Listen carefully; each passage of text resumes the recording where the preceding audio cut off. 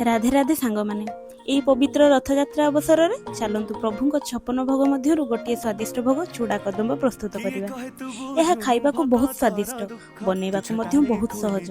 56 भोगर अधिकारी आम बड़ ठाकुर मु कौन बा अधिक करि तथापि भाविली एई रथयात्रा 56 भोग स्पेशल सीरीज आरंभ करी।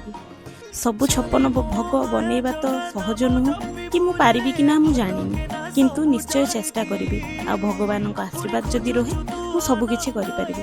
आज यही चूड़ा कदम्ब रेसिपी आपण मानक केमिति लागिला निश्चित कमेंट रे जणाइबे।